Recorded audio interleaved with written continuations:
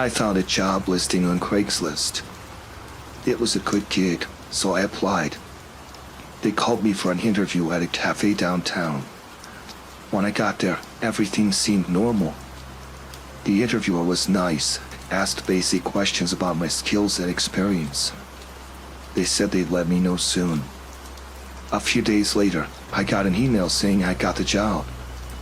I was happy. It was a decent paying gig. But then, things took a weird turn. I got an email from an unknown address. They knew personal stuff about me, stuff that I hadn't shared with anyone. They wanted money, threatening to expose my personal info if I didn't pay up. I was freaked out. How did they get my info? I ignored the first few emails, hoping they'd just stop. But they didn't. They kept sending more, getting more aggressive each time. I blocked the email, but they found ways to contact me through different addresses.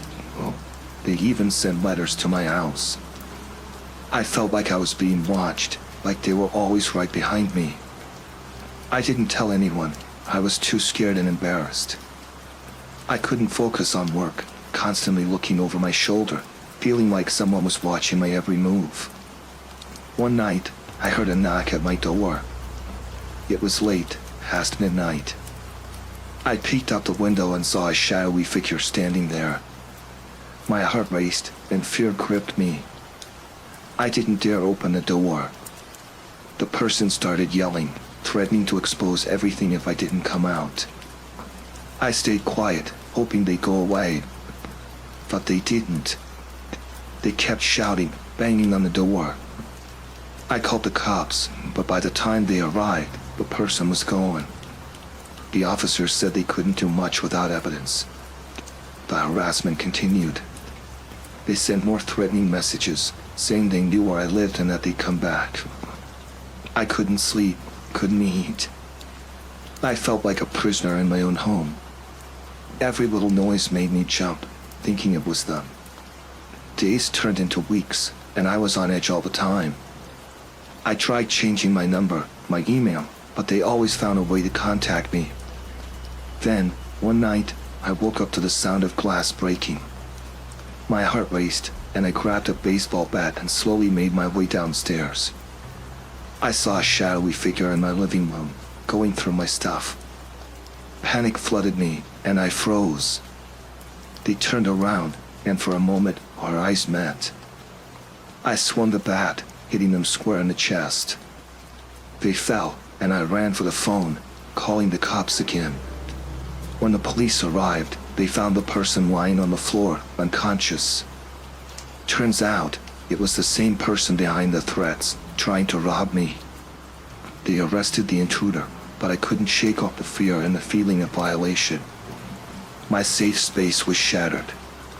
It took me a long time to feel secure again, but the fear of someone watching me, lurking in the shadows, still lingers.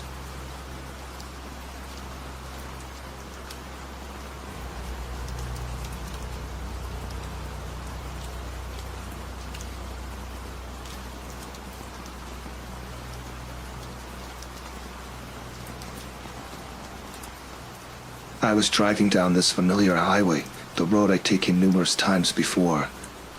But today, things were different. There were detour signs, flashing red lights, and this overwhelming sense of confusion as I followed the redirected path. The detour led me onto this narrow, deserted road, surrounded by dense woods. It was eerie, this feeling of isolation that settled in as I drove deeper into the unfamiliar territory. There were no other cars around, just me navigating through this desolate route. The air felt thick with tension, this inexplicable unease settling in as I kept driving. Then, I noticed something high up ahead, a figure standing by the side of the road. As I got closer, I realized it was a person, just standing there, staring at passing cars. It was unsettling, this solitary figure in the middle of nowhere. I slowed down, contemplating offering help or asking if they needed anything, but this sense of caution held me back. They didn't acknowledge me, just continued staring ahead as I drove past. I tried to shake off this uneasy feeling, chalking it up to the strange circumstances of the detour. But then, I saw more figures, more people standing along the road, all of them just watching, not moving or saying a word. It was this surreal sight, this feeling of being watched, that sent a shiver down my spine. I couldn't understand why they were there, just standing silently in the middle of nowhere. As I continued along the detour, things got weirder. I saw abandoned vehicles on the side of the road, some of them with their doors open, almost as if the drivers had left in a hurry. I felt this growing sense of dread, this fear building inside me. I wanted to turn back, find another route, but I was too deep into the detour to go back. Then, I reached a point where the road was blocked by fallen trees, this barrier that stopped me in my tracks. I couldn't go forward, and I didn't want to turn back, trapped between this unsettling roadblock and the figures I'd passed earlier. I contemplated getting out to clear the path when I heard something rustling from the woods nearby. It was faint at first, but it grew louder, this ominous sound that filled the air. I felt this overwhelming panic, this urge to get out of there as fast as I could. I tried to reverse, but I saw figures emerging from the woods, these silent observers closing in around me. I was trapped, this feeling of being surrounded by these unsettling strangers, this realization that I was in a dangerous situation. I didn't know what they wanted or why they were there, but I knew I had to get out. I maneuvered my car through a small gap between the fallen trees, this sheer desperation to escape guiding my every move. As I sped away, I glanced in my rearview mirror, seeing them standing there, watching me leave. It was this encounter with the unsettling figures on the detour, this sense of being directed into a nightmare, that left me shaken and haunted by what I couldn't comprehend.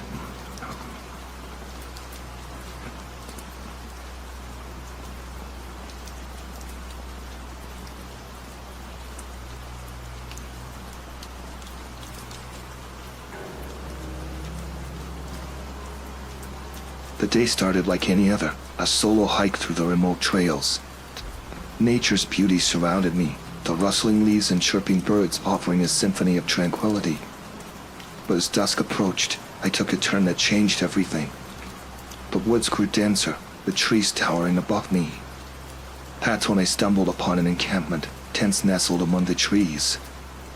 I thought nothing of it, assuming it was just another group of hikers. Curiosity piqued, I ventured closer, but as I approached, an unease settled in. The people in the camp seemed wary, their gazes shifting towards me with suspicion. I attempted a friendly greeting, but their responses were guarded, their eyes betraying a deep distrust. I sensed that I had unknowingly crossed an invisible boundary, and their discomfort was palpable. Trying to ease the tension, I continued walking, hoping to find a different path. But it seemed every turn led me deeper into their territory. As night fell, I realized I was lost. Panic started to claw at me as I retraced my steps, only to find myself circling back to their encampment. The people there watched me closely, their expressions hardened. I tried to convey that I meant no harm, but their suspicion only grew. I attempted to strike up conversation, but their responses were curt, their body language defensive. It became clear they had a deep distrust of outsiders, and I was an unwanted intruder. I sought refuge in my tent, hoping the night would pass without incident. But shadows danced on the walls, and the silence of the woods was suffocating. Then came the sounds, whispers in the darkness, footsteps around my tent. I peeked outside, but I couldn't see anyone. Fear clutched at my chest, the realization sinking in that I was being watched. I tried to ignore it, to convince myself it was my imagination playing tricks, but the sense of being unwelcome persisted. Every rustle of leaves, every snap of a twig felt like a threat. As the night wore on, I heard murmurs from the nearby camp. Their voices carried a menacing tone, their words muffled but laced with hostility. I dared not confront them, fearing what might transpire. I huddled inside my tent, heart racing, listening intently for any movement outside. Suddenly, a flashlight beam pierced through the tent fabric. Panic surged within me as I heard footsteps closing in, heavy and purposeful. I held my breath, hoping they would pass by, but the footsteps stopped right outside my tent. A voice, cold and assertive, spoke a warning. I demand to leave immediately. I stayed frozen, my mind racing for a way out of this nightmare. The tension in the air was palpable, thick with the threat of something sinister. I heard them moving away eventually, but the fear lingered. I remained wide awake, waiting for first light, praying for a chance to escape. With the break of dawn, I packed up in haste, my heart pounding with every movement. I didn't dare look back, fearing what I might see. I walked for what felt like an eternity, relief washing over me as I finally reached a familiar trail. It was only then that I felt safe enough to breathe. It was a night of terror, encountering survivalists with a deep distrust of outsiders. Their hostility and intimidation turned a simple hike into a harrowing ordeal.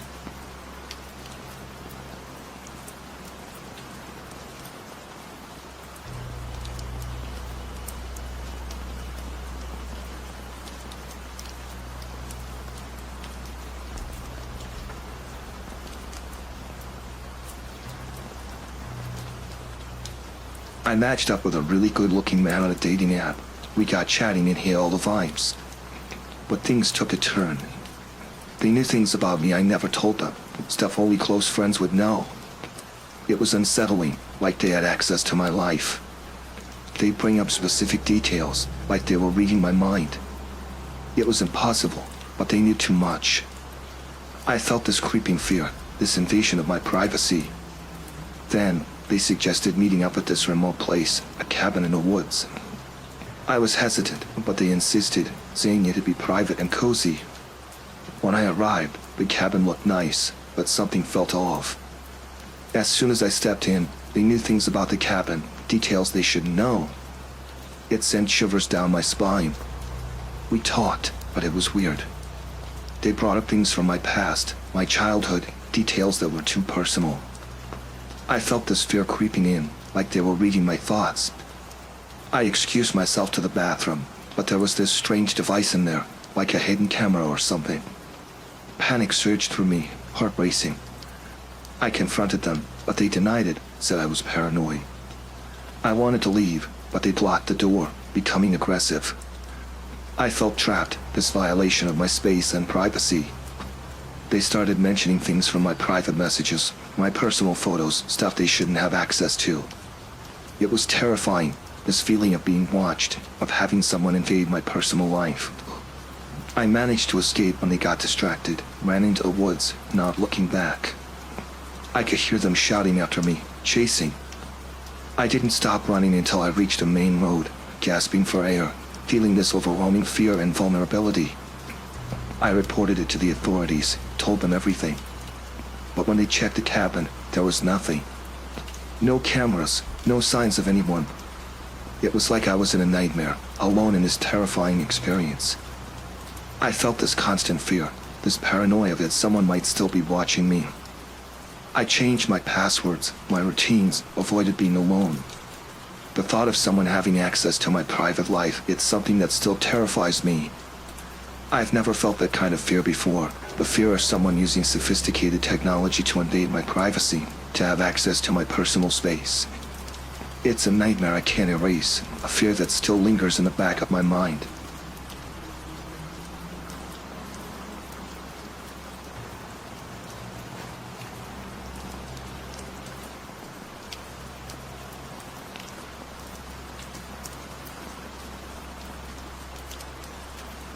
I was away with my wife for a peaceful weekend at a quaint hotel.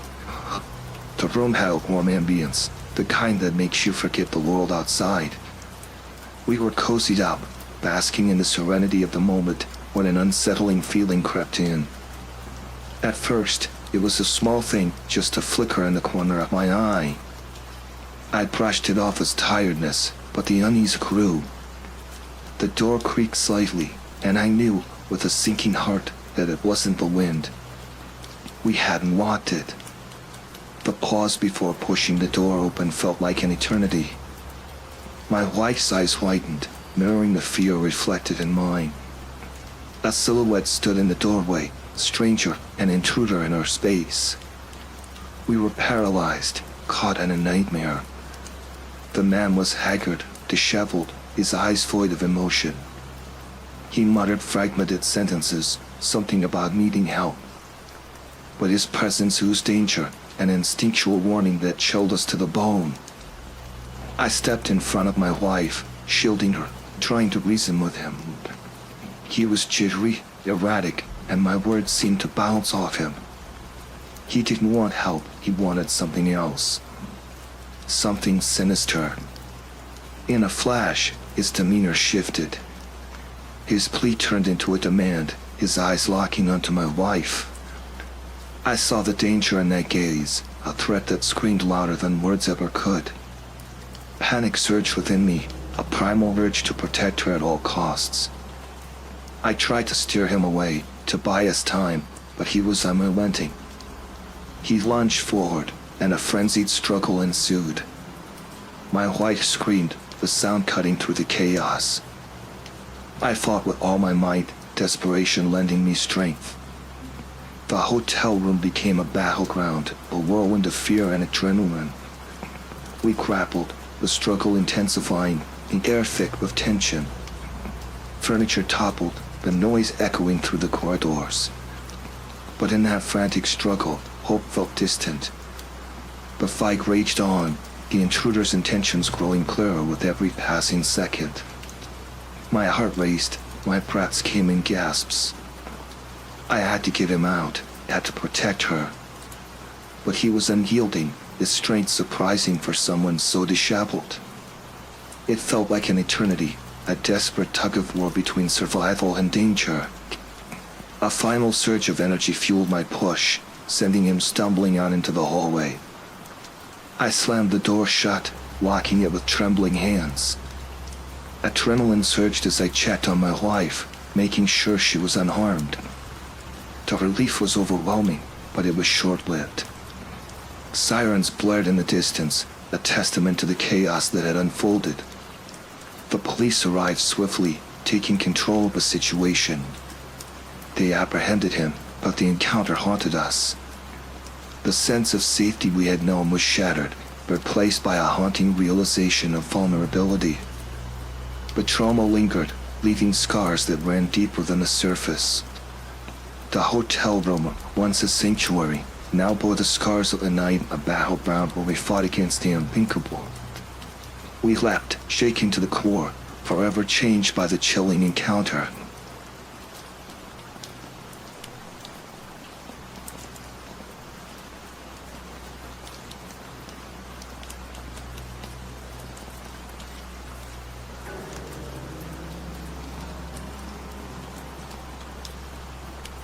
The gas station was quiet that night, just the low hum of the refrigerators and the occasional car passing by. I was alone at the counter, organizing the shelves when I noticed a man, a regular customer named Craig. He was browsing the aisles, nothing seemed off. But then, while he was at the counter, paying for gas, I caught a glimpse of something on the small monitor that displayed the surveillance footage. I leaned closer, squinting at the screen.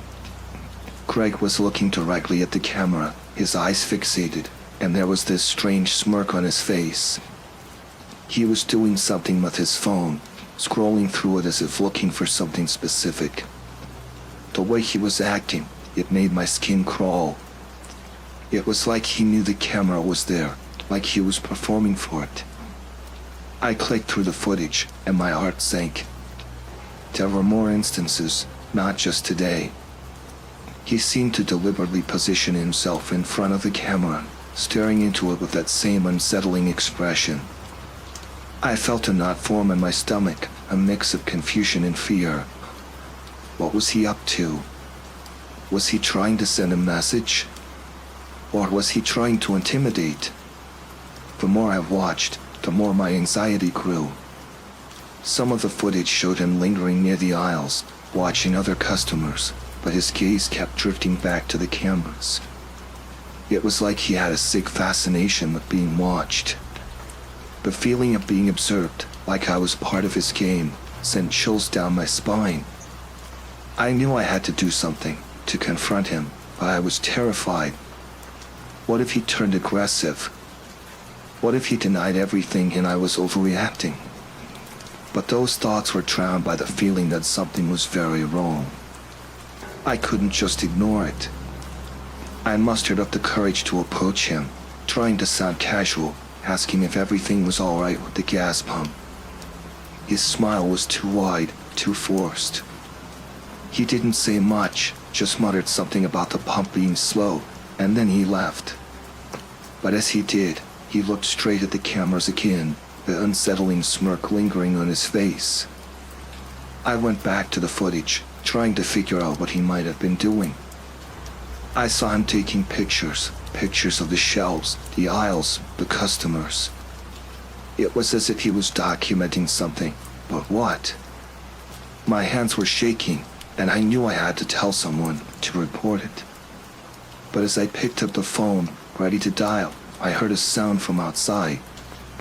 A car door slamming shut. I glanced out the window and saw Greg's car parked just outside, his figure lingering in the shadows. My heart raced, and I froze. He was watching, waiting. I could feel the hairs on my neck stand up. I put the phone down, afraid that if I called the cops, it would escalate things. What if he retaliated? What if he came back? I was torn, trapped between a growing sense of danger and the fear of making it worse. But deep down, I knew this was wrong. I couldn't let this slide, not when there was something so deeply unsettling about it. I had to act. I stepped outside, trying to appear nonchalant, but my heart pounded in my chest. Greg was leaning against his car, his eyes meeting mine with a chilling intensity. There was a silence, heavy and menacing. I tried to speak, to confront him about the footage, but before I could, he laughed, a hollow, unsettling laugh that sent shivers down my spine. "I like watching," he said, his voice laced with a sinister tone that made my blood run cold. "You're always being watched, you know?" I felt a surge of panic, a raw fear coursing from me.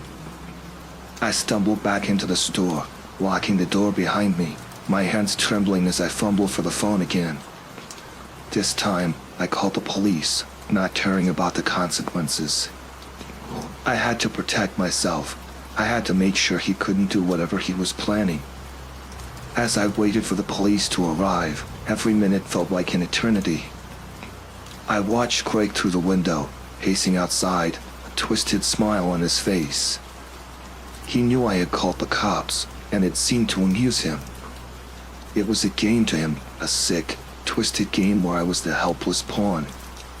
When the police arrived, Greg was gone. They took my statement, promised to investigate, but as I watched them leave, I couldn't shake the feeling of unease.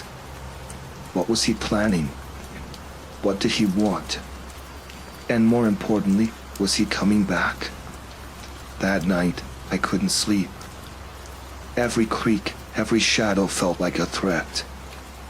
I kept checking the locks, peering out the window, half expecting to see Craig lurking in the darkness.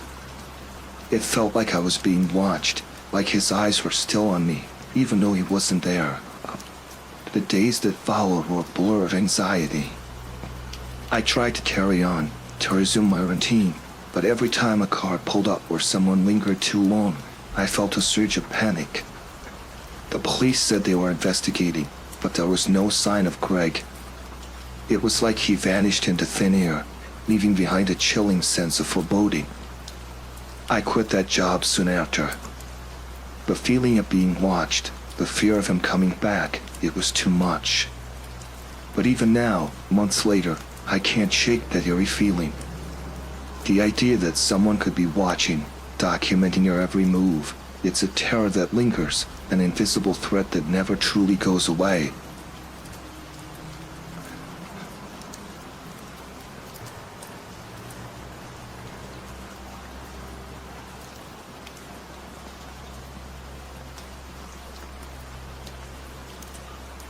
I was babysitting for this family, and they had some tradespeople working on their house.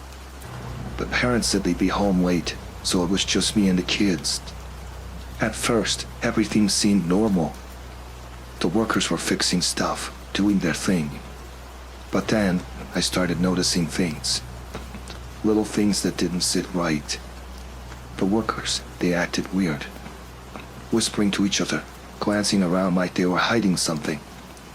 I tried to ignore it, focus on taking care of the kids, but my gut was telling me something was off. One of the workers, he kept going into rooms he didn't need to be in. I caught him once, just standing in the hallway, looking around all suspicious-like. When he saw me, he acted all casual, like he was just checking things. But I knew better. I thought maybe I was overreacting. Maybe they were just doing their job weirdly. But then, I found a door. A door that was always locked, but that day it was slightly ajar. I peeked in, and it was like a storage room.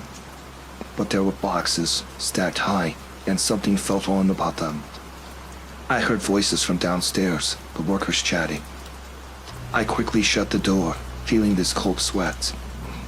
I didn't want to get caught snooping around. But those boxes, they bothered me. I felt like I needed to know what was inside. The kids were in bed, asleep, so I tiptoed back downstairs. The workers were in the kitchen, talking quietly. I crept closer, trying to listen in. They were discussing some kind of plan, something about making sure everything was ready. I couldn't make out all the details, but it sounded serious. My heart was pounding. I needed to find out more. I didn't want to get caught. I felt like I was in the middle of something dangerous, something I shouldn't be involved in.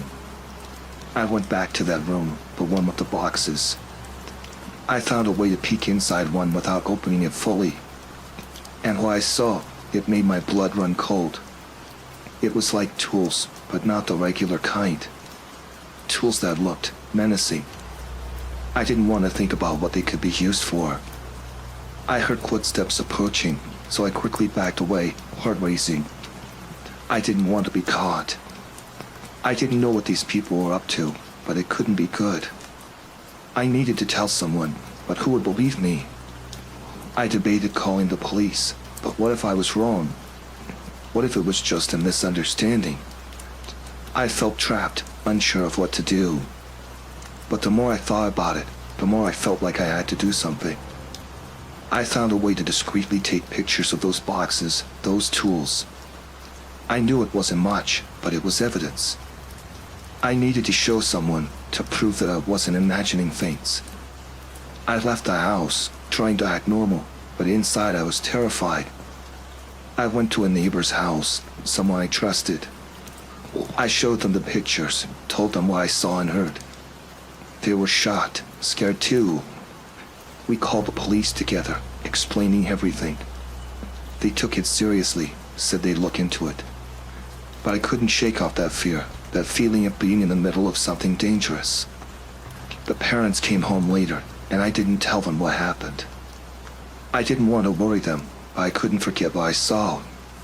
The workers finished up and left, but I couldn't help but wonder what they were planning.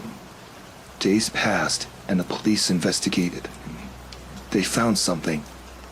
Those workers, they were part of a bigger thing. Something illegal.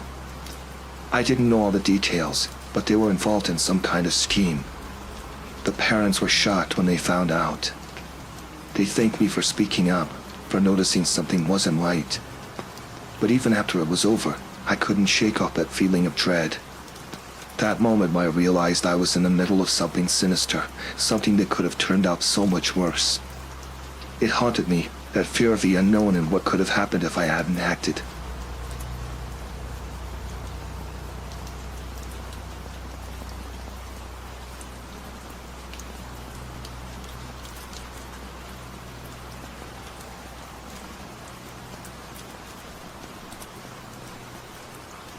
It was an ordinary evening, just another shift at the gas station where I worked part-time. The monotony of the night was only broken by the occasional car pulling in for fuel or snacks. The place was quiet, the buzz of fluorescent lights casting an eerie glow across the deserted aisles. She was one of my coworkers, a young woman named Emily, handling the night shift with me. She was friendly, always cracking jokes to pass the time. But that night, something felt off. Around midnight, she excused herself, saying she needed a break. I didn't think much of it. Everyone needs a moment to stretch their legs or grab a breath of fresh air. But minutes turned into an hour, and there was no sign of her. I called out her name, checked the employee lounge, even the restroom, but she was nowhere to be found. Anxiety gnawed at me, a growing sense of unease stirring in my gut. I decided to check the security footage, hoping for some clue. I scanned through the recordings, and that's when I noticed it, an odd, blurry figure emerging from the shadows near the back entrance, right around the time Emily had vanished. My heart raced, a shiver running down my spine. Who was that figure? Was Emily in some sort of trouble? I had to find out. I grabbed a flashlight and cautiously stepped outside, the night air chilling me to the bone. The station seemed oddly silent, the usual hum of the machines gone. The darkness felt heavy, pressing in on me as I walked towards the dumpsters at the back. My flashlight beam flickered across the pavement, casting eerie shadows. As I rounded the corner, I caught a glimpse of something, a faint trail of what looked like blood droplets leading into the darkness. Fear gripped me, a knot forming in my stomach. I followed the trail cautiously, the adrenaline coursing through me. Each step felt heavier, the night growing colder, darker. The trail led me to the edge of the forest, a dense expanse of trees stretching out into the night. I hesitated, fear clawing at my chest. What if something terrible had happened to Emily? I pushed forward, the flashlight beam piercing the darkness. Every rustle of leaves, every crack of a twig underfoot sent shivers down my spine. I called out her name, hoping for any sign of a response, but the only reply was the haunting echo of my own voice. The forest seemed endless, the silence hauntingly loud. I felt a growing sense of dread, an overwhelming feeling that something was terribly wrong. Then, I saw a faint glimmer in the distance. I picked up my pace, the adrenaline fueling my determination. As I drew closer, I realized it was a small clearing ahead, a clearing that seemed out of place in the dense forest. My heart pounded as I stepped into the clearing, my flashlight beam dancing across the scene. There, lying on the ground, was Emily's jacket, torn and stained. Dread washed over me, a cold sweat breaking out of my skin. I scanned the area, my breaths coming in short, panic gasps. And that's when I saw it, a cryptic symbol etched into the tree trunk, illuminated by my flashlight. It was strange, unfamiliar, sending a chill down my spine. Panic surged within me as I realized how lost I was in this unfamiliar, foreboding place. I felt a presence, a sense of being watched, and the hairs on the back of my neck stood on end. I heard something, a distant, muffled sound that sent a chill down my spine. It was a faint whisper, almost inaudible, carrying a haunting quality. I strained my ears, trying to make out any words, any hint of where it came from. As I moved deeper into the forest, the whisper grew louder, more distinct. It was Emily's voice, soft, trembling, pleading for help. My heart raced, adrenaline dragging me forward, my instinct screaming for me to find her. I followed the sound, stumbling through the thick underbrush, my pulse thundering in my ears.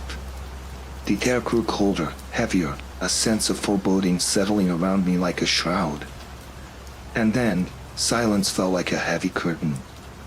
The whispering stopped, and I was plunged into an eerie stillness. I stood there, heart pounding, my breaths coming in panic gasps, trying to make sense of what was happening. I felt a presence behind me, a sensation of someone watching, of someone closing in. I spun around, my flashlight casting wild beams of light, but there was nothing, just the impenetrable darkness of the forest. I called out Emily's name, my voice trembling with fear and urgency. There was no response, just the oppressive silence of the night.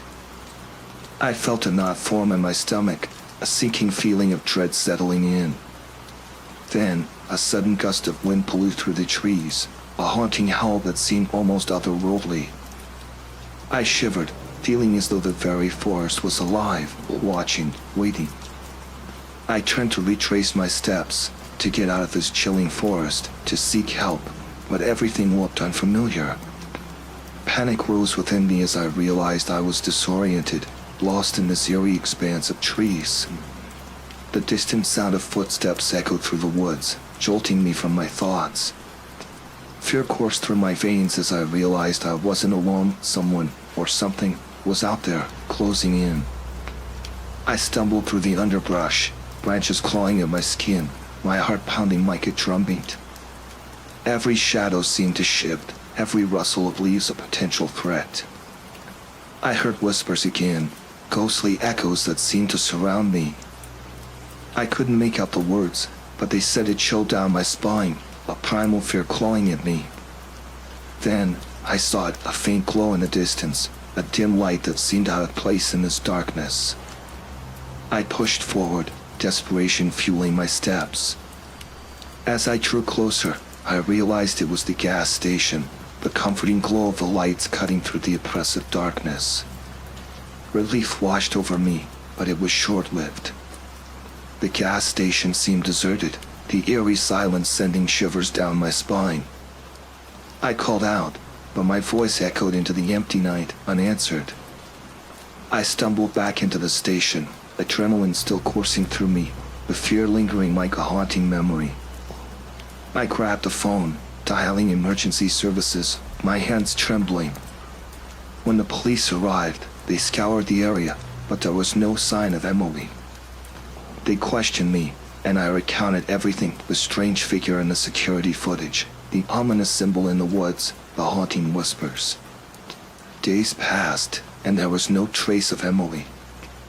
The police conducted searches, interviewed people, but she had vanished without a trace.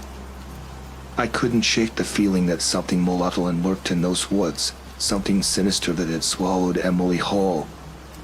The memory of that night haunted me, the fear of the unknown clawing at my thoughts. Emily's disappearance remained a chilling mystery, an unsolved puzzle that left a haunting sense of dread. The gas station stood as a reminder of that eerie night, a place tinged with an unsettling atmosphere that I could never forget.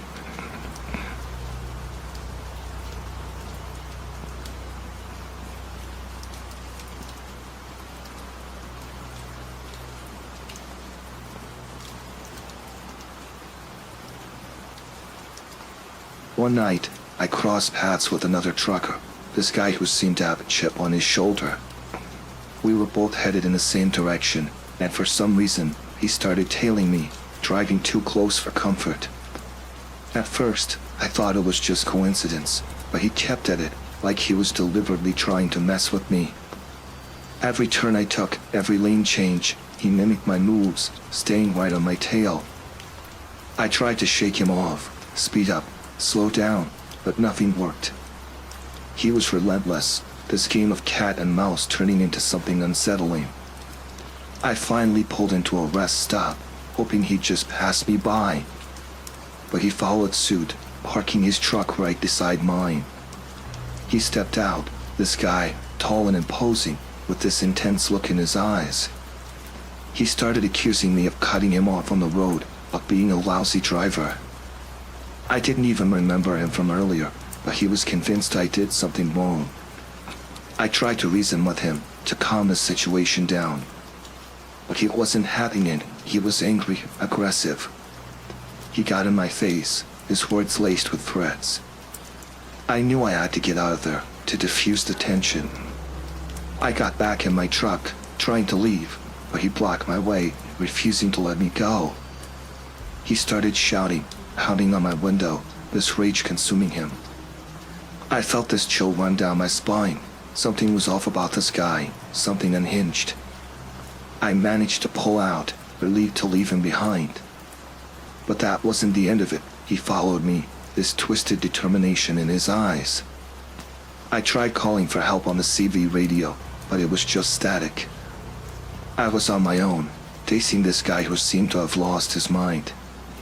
He kept tailing me, driving aggressively, trying to force me off the road. I felt this fear gripping me, this realization that this wasn't just some road rage. This guy was dangerous. I made a split-second decision and took an exit, hoping to lose him in the smaller roads. But he followed, his truck roaring behind me. I saw a police car up ahead and tried to signal for help. But as I got closer, I realized it wasn't an officer inside. It was him, wearing some makeshift uniform, trying to trick me. I swerved off the road, desperate for an escape. But he kept pursuing, his insane determination pushing him forward. I finally lost him in a maze of streets, but that fear lingered, the fear of encountering someone so unhinged, so consumed by rage and vengeance. I pulled over at the nearest town, heart racing, hands trembling. I reported what happened, but I don't know if they caught him. That night, I couldn't sleep. The image of that guy, his rage, his relentless pursuit, haunting me. It was a rivalry that spiraled into a nightmare, a terrifying encounter with someone who seemed to have lost touch with reality.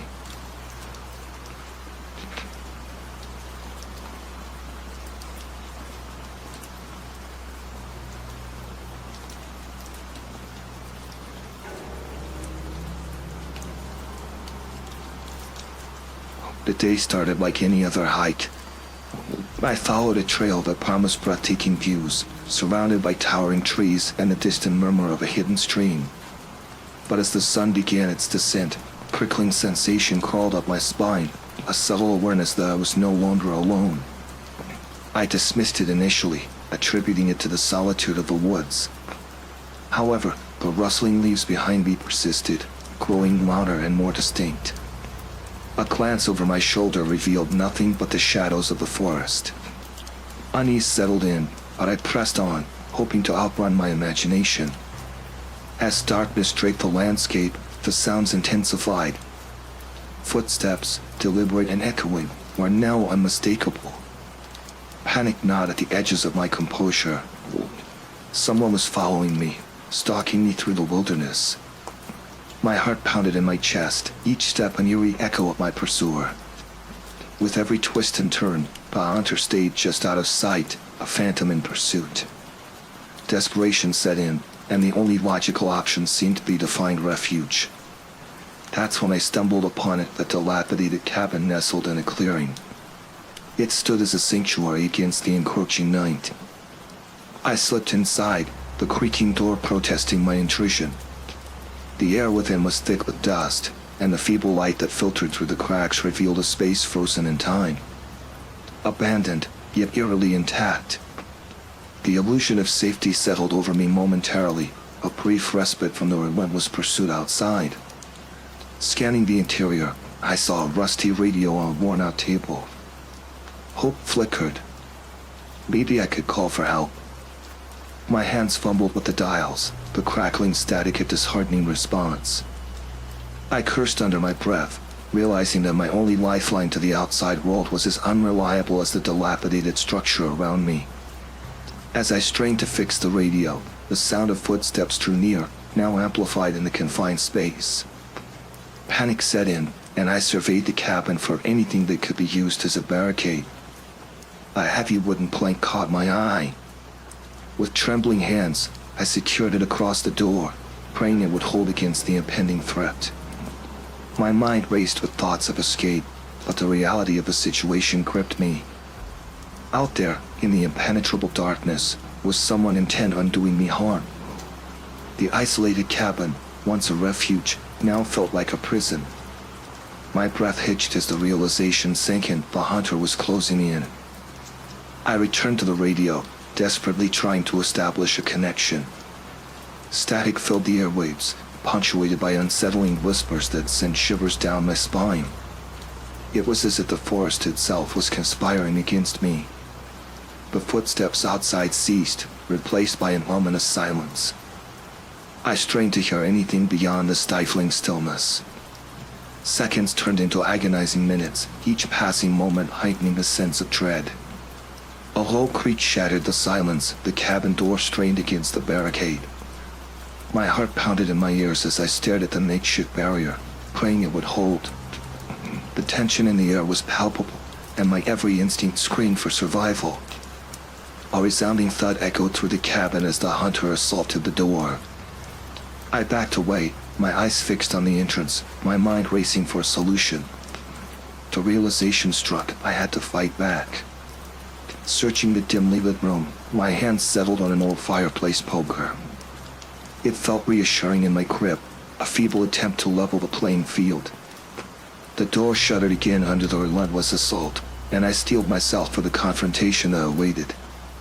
The final blow came, the door splintering under the force. The hunter stood revealed, a faceless silhouette in the doorway. Fear and determination clashed in the brief exchange of glances. With a primal roar, I lunged forward, the poker a makeshift weapon against the encroaching threat. A frenzied struggle ensued, the confines of the cabin transforming into an arena of survival. Adrenaline surged through me as I fought against the unknown assailant. The struggle was primal, each of us driven by the instinct for self-preservation. In the chaos, I managed to break free, stumbling backward. The hunter, undeterred, advanced once more. With no other recourse, I swung the poker in a desperate arc, connecting with a sickening thud. The silhouette crumpled to the floor, a defeated form left in the wake of the struggle. Exhausted and shaken, I surveyed the motionless figure before me. The encounter had left me scarred, a harrowing testament to the fragility of solitude in the unforgiving embrace of nature. The cabin, once a refuge, now held the remnants of a nightmarish confrontation. I staggered back into the forest, the moonlight casting long shadows on the path ahead. The wilderness, once serene, now bore witness to the terror that unfolded within its depths. Every rustle of leaves, every distant sound, held a haunting echo of the night's ordeal. Whoa.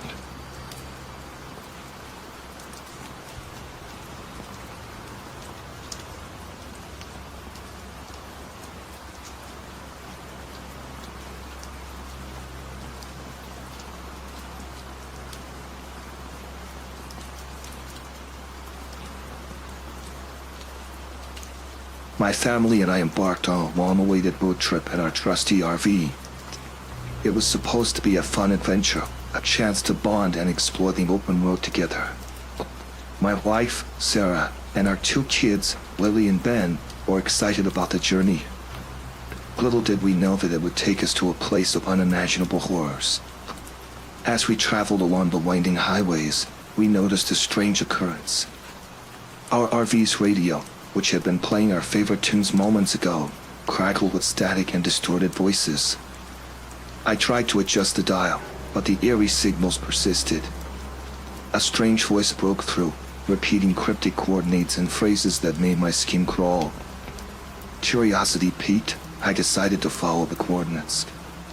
My family exchanged worried glances, but they trusted my judgment, so we made our way towards the source of this mysterious signal. The coordinates led us off the main road and onto an overgrown, neglected route that seemed to have been abandoned for years.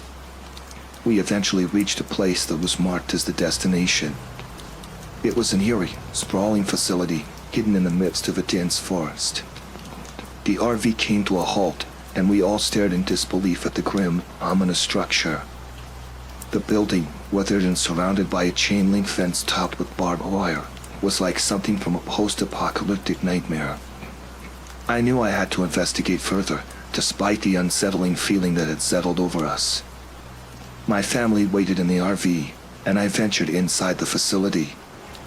The air was heavy with the scent of decay, and the dim lighting created a sense of foreboding. As I explored the facility's halls, I discovered disturbing signs of its past.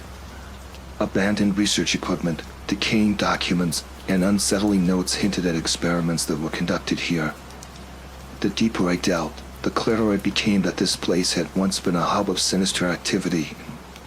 My heart raced as I stumbled upon a hidden chamber, and the horrors within left me paralyzed with fear. In the center of the room was an operating table, covered in restraints and sinister-looking instruments. It was surrounded by images and symbols etched into the walls that seemed to depict horrifying experiments on human subjects. I couldn't bear to look any longer, and I rushed back to the RV, where my family waited anxiously. We had to leave this place immediately, but as I turned to start the engine, a loud, metallic thud echoed through the RV. We were trapped. Looking out the window, I saw a group of men approaching, each dressed in tattered, blood-stained clothing. Their eyes were vacant, their faces contorted with a malevolent hunger. I knew we were in grave danger. In a panic, I tried to reverse the RV, but it wouldn't budge. The terrifying figures outside were closing in. With no other choice, I reached for my phone to call for help, but there was no signal. We were trapped, alone in the middle of nowhere, with no one to hear our cries for help. As the hostile group surrounded the RV, their intentions became clear. They were the victims of the gruesome experiments conducted at the facility, and they sought revenge on anyone who ventured into their territory. They had marked us as their next victims. With sheer desperation, I tried to find a way out.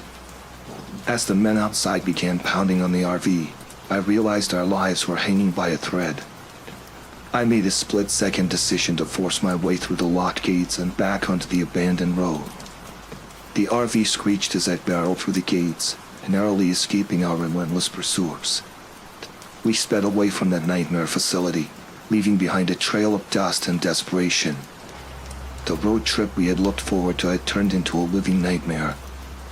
We were scarred by the horrors we had witnessed and the close call that could have cost us our lives.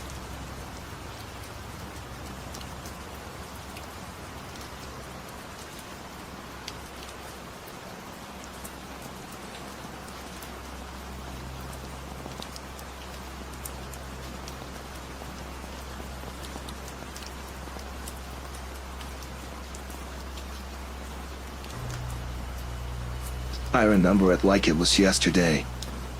I had just left a games night at my parents' house and was driving home late at night. The suburban streets were dark and quiet, with only the occasional flicker of a street lamp to break the silence. As I rounded a corner, I saw it, a car pulled over to the side of the road, its hazard lights blinking like desperate cries for help. I decided to do the neighborly thing and pulled over, figuring I could at least offer some assistance. I parked my car behind the stranded vehicle, and when I got out, I noticed a man sitting in the driver's seat. He looked up as I approached, his face etched with a mixture of frustration and fear. "Hey, are you all right?" I called out to him. He turned to me and said, "Just go away. I don't need any help."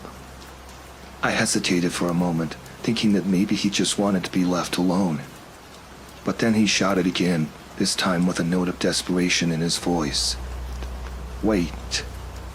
I've changed my mind. I do need help. Can you come over here?" I approached cautiously, my heart thumping in my chest. The man seemed frantic, and I couldn't quite make out his features in the dim light. As I got closer, I suddenly felt a chill run down my spine. He had a gun in his hand, and the glint of metal in the darkness sent shivers through me. Panic surged, and I took a step back. "What do you want?" I stammered, my voice trembling. His eyes bore into mine, and he said, "I need your car. Give me your keys, and maybe you'll walk away from this." My mind raced as I considered my options. The situation had gone from being a good Samaritan to a nightmare in the blink of an eye. I could feel the cold, hard surface of my car keys in my pocket, and I knew that I had to make a decision, and quickly. I took a step back, feigning compliance, and then, in one swift motion, I bolted for my car, the adrenaline pumping through my veins. I heard the man shout, but I didn't look back. I fumbled for my keys, jumped into my car, and started the engine. As I sped away, I could see the man in my rearview mirror, his figure shrinking into the distance. The fear and shock were still coursing through me, and I knew I had narrowly escaped a horrifying encounter. I drove to the nearest police station, my hands gripping the steering wheel, and recounted the entire ordeal to the officers. They assured me they would investigate and urged me to be cautious on the roads. The events of that night left me with a deep sense of unease, a chilling reminder that danger can lurk in even the most mundane of situations. I couldn't help but wonder what might have happened if I had hesitated for just a moment longer, if I had made a different choice.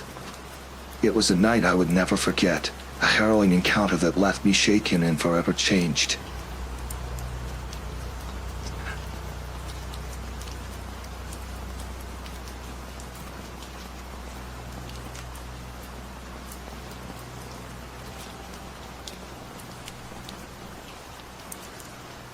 I woke up to a quiet morning, thinking it would be a regular day.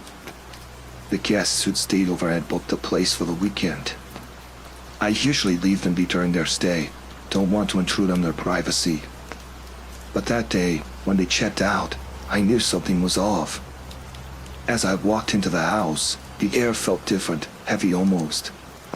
The usual fresh smell of pine and what was replaced by something acrid, like burnt plastic. My heart started to race, sensing something wasn't right. The door creaked open, and there it was. The house was a mess. Broken glass scattered across the floor, furniture overturned, and some rooms looked ransacked. It was like a tornado had ripped through the place. I felt a chill down my spine. I rushed through the rooms, checking everything, trying to make sense of the chaos. The kitchen was a war zone, plates shattered, drawers pulled out, and food strewn everywhere. The living room looked like a battlefield, couches overturned, pillows ripped apart.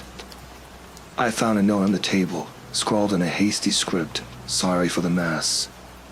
Sudden family emergency. Had to leave. Will send money for damage. I read it, trying to make sense of the situation, but my gut told me something darker had unfolded here. I mean, what kind of family emergency would cause this level of destruction? I approached the hallway, and that's when I saw the broken photo frame, a picture of a happy family, the glass shattered over their smiles. My heart sank. This wasn't just some impulsive mess, something deeper had happened here. I noticed a faint smell, metallic, almost a scent that made my stomach turn. It led me to the guest room, the door slightly ajar. I pushed it open and my breath hitched. The room was a disaster, sheets tossed around, curtains ripped, but that wasn't the worst part. There, on the floor, was a dark stain, a stain that looked eerily like blood. My heart was racing, the realization sinking in. What on earth had happened here? The guests had left, and I was left with this horror show, this eerie aftermath. I called the police, trying to keep calm as I explained what I'd found. They arrived quickly, and as they surveyed the scene, their faces grew grim. They took photos, dusted for fingerprints, and asked me endless questions. But none of it seemed to provide answers. Hours felt like an eternity as they combed through the house. I was sitting there, shaken, not knowing what to do. They assured me they'd investigate, but in that moment, I felt so vulnerable, so exposed.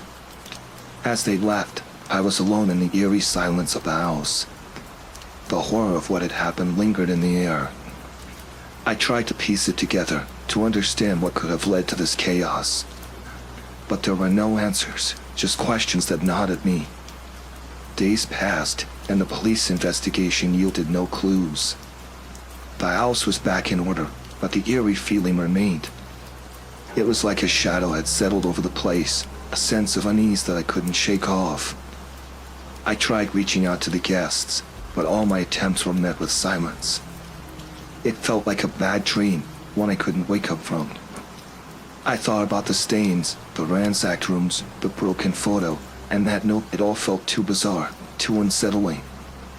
I couldn't bear the weight of the unanswered questions, the unease that had settled in.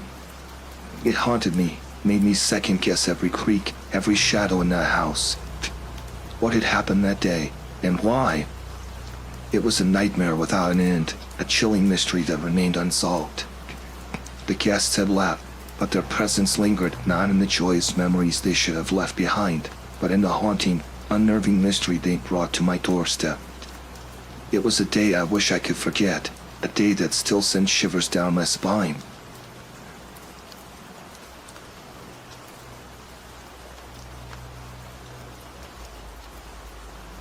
It was a typical gloomy night, and I found myself alone at the local convenience store, working the dreaded graveyard shift. Usually, there were two of us manning the store during these late hours, but tonight, the other worker told me he had called in sick. I couldn't help but feel a shiver of unease as I gazed out at the deserted streets. The minutes dragged by, and the store was eerily quiet. I tried to stay occupied, tidying up the shelves and counting inventory, but the isolation weighed heavily on me. The dim, flickering fluorescent lights did little to dispel the gloom that settled around me. Around 1 in the morning, just when I was beginning to feel the full weight of loneliness, the doorbell chimed, signaling the arrival of a group of men. They were rugged, with unkempt appearances and a collective air of menace.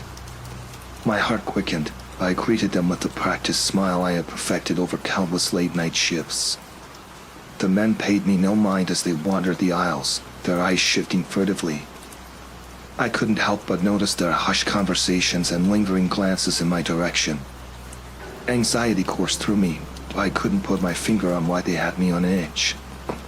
As they approached the counter with their chosen items, a sense of dread washed over me. They seemed agitated, their movements jerky and unpredictable. I swallowed hard, trying to appear calm and composed. I knew something wasn't right. One of the men leaned in closer, his voice a low, menacing growl. "You're alone here, aren't you?" I nodded hesitantly, a lump forming in my throat.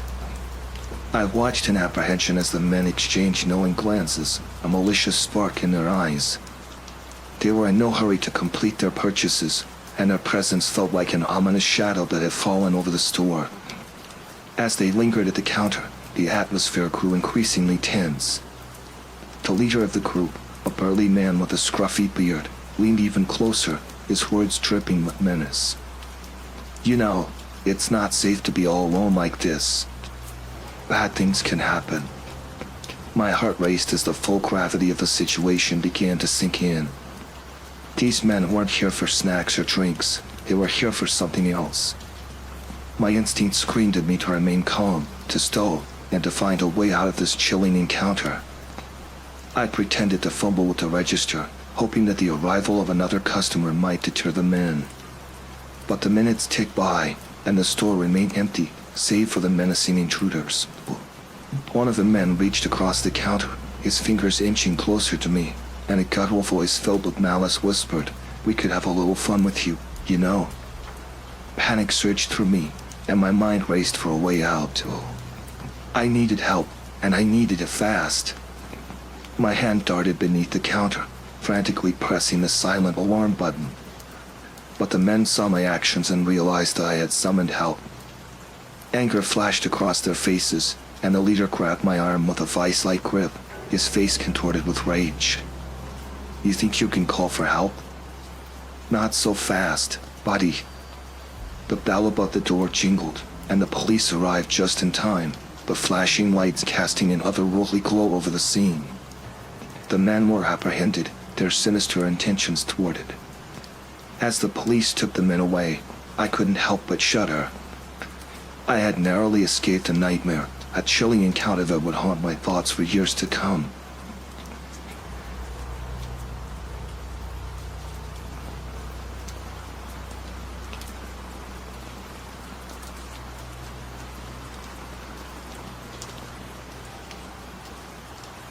My family and I cruised down the long, desolate stretch of highway during our summer road trip.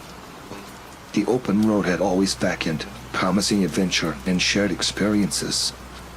We were making good time, but we needed a break, so we decided to pull over at the truck stop we spotted on the map.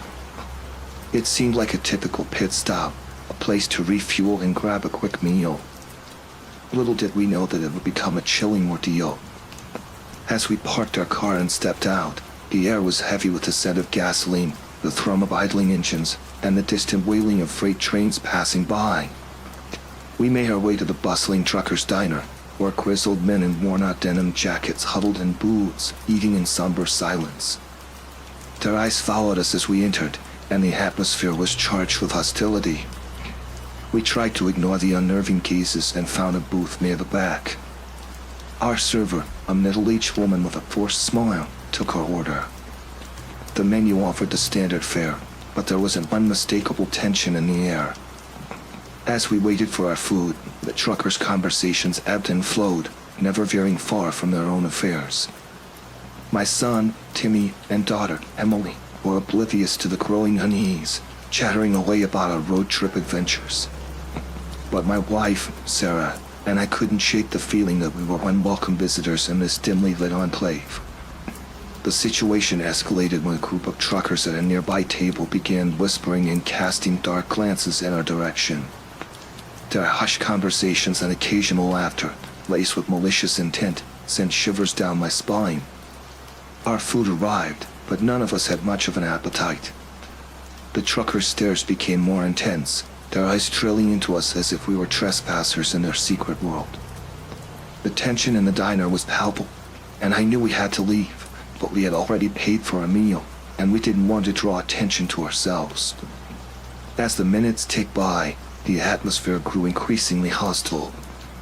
The truckers were no longer content with just watching. They began making derogatory comments and crude remarks about our presence. It was as though they had marked us as interlopers who needed to be driven away. My heart pounded as one of them, a burly man with a thick beard, approached our table. His breath reeked of alcohol, and his eyes gleamed with malice. He leaned in, his face uncomfortably close to mine, and issued a thinly veiled threat. "Y'all best be hitting the road, city folk," he sneered. "This ain't no place for your kind." The menacing looks in the eyes of the other truckers told me that this was not an idle warning. We realized we were in a perilous situation, surrounded by strangers who wanted us gone. We hurriedly paid the bill and left the diner. As we stepped out into the fading light, the truckers inside continued to stare through the grimy windows. I could feel their malevolence trailing behind us, as if they were daring us to stay or return. As we walked back to our car, I couldn't help but think about the stories of travelers who had gone missing when their untimely fates at remote truck stops. We had no intention of becoming another chilling tale of the road. We piled into our car, and I quickly started the engine, ready to put as much distance between us and that menacing truck stop as possible. The headlights pierced the gathering darkness, and as we sped away, I couldn't help but glance in the rearview mirror. I saw a group of truckers, bathed in the eerie glow of the diner's neon sign, watching our departure. Their glares lingered in my memory, a haunting reminder of the night we crossed paths with hostile truckers in the middle of nowhere. It was a road trip we would never forget, one filled with the kind of fear and paranoia that lingers long after the miles have passed.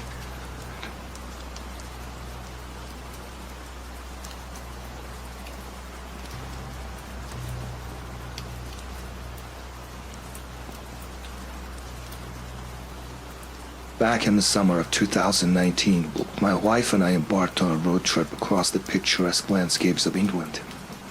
Our journey eventually brought us to the beautiful Isle of Wight, a serene island known for its stunning coastline and lush forests. We decided to camp in the woods, seeking an escape from the hustle and bustle of everyday life. As we set up our modest campsite, the sun dipped below the horizon, casting long shadows through the trees. A warm breeze rustled the leaves, and the world around us seemed to settle into a tranquil stillness. We felt a sense of peace envelop us as we nestled in our sleeping bags, the flickering campfire providing a comforting glow. The night was serene until an eerie noise broke the silence, the distant chant echoing through the forest. My wife, Sarah, and I exchanged uneasy glances as the sound grew louder, drawing nearer to our camp. The chant was incoherent, a dissonant blend of voices. Fear clutched at my heart as I grabbed a flashlight and ventured out of our tent. Guided by the flickering light, I made my way toward the source of the noise, my wife close behind. We found ourselves standing at the edge of a clearing, hidden among the towering trees. In the center, we witnessed a sight that sent shivers down our spines. A group of people, dressed in tattered clothing, stood in a circle around a massive bonfire. They chanted in a language we couldn't comprehend, raising their hands and swaying as if entranced by the flames. In the center of the circle, a dark figure emerged. The hooded leader carried a torch, casting eerie shadows across their faces. The forest seemed to come alive with their otherworldly incantations. We were paralyzed by fear, hiding in the shadows as we watched the ritual unfold. The cult members chanted and danced with fervor, and in the flickering firelight, we noticed strange symbols etched into their arms and foreheads. It was a chilling sight, and we couldn't comprehend what we were witnessing. As the ritual reached its climax, we couldn't bear to watch any longer. Fear overcame curiosity, and we realized we needed to leave. But as we turned to retreat, a twig snapped beneath my foot, and the cult members' heads snapped in our direction. Panic surged through us, and we sprinted back to our campsite. Our hearts pounded in our chests as we heard their footsteps close behind. There was no time to pack up our belongings. We grabbed our backpacks and ran deeper into the woods, guided only by our flashlight's trembling beam. The cult members pursued us, their eerie chants echoing through the trees, growing louder and more menacing. We zigzagged through the forest, trying to lose them, but their determination was unrelenting. Fear propelled us forward, our breaths coming in ragged gasps.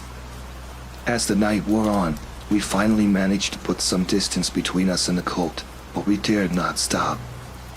Our flashlights grew dim, and exhaustion weighed us down. We had no choice but to keep moving, hoping that the trees would shield us from the sinister group that pursued us. Hours passed, and the sky began to lighten as dawn approached. The eerie chanting faded into the distance, and we finally allowed ourselves to rest beneath the sheltering canopy.